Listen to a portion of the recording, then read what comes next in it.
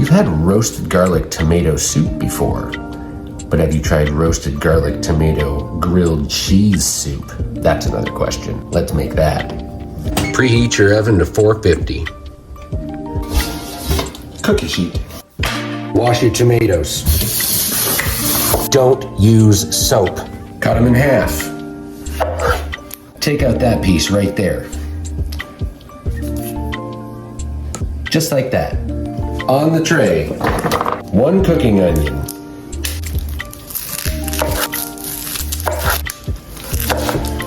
Peeled.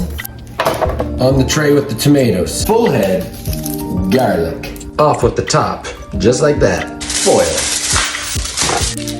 Olive oil. Wrap it like this. Onto the pan, oil the rest. Kosher salt, pepper. Into the oven. 25 minutes. Don't forget to flip it halfway through. Grab a pot. Medium heat. Vegetables out. Put your vegetables in the pot. Squeeze out your garlic. 2 cups chicken broth. Time to blitz. Vitamix, lock and load. Tomato paste for a little bit of color. 1 tablespoon. Grab some fresh basil, rip it up, throw it in, blend it up. Let the soup simmer for about 10 minutes, then turn on the broiler. Set it to high. Time for the Gruyère.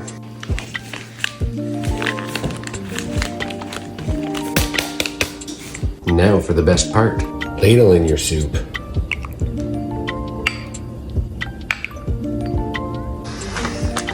Cheesy garlic croutons. Now the best part, the Gruyère cheese. Into the broiler for 3 to 5 minutes. It'll be worth the wait. Look at that. Let's give it a taste.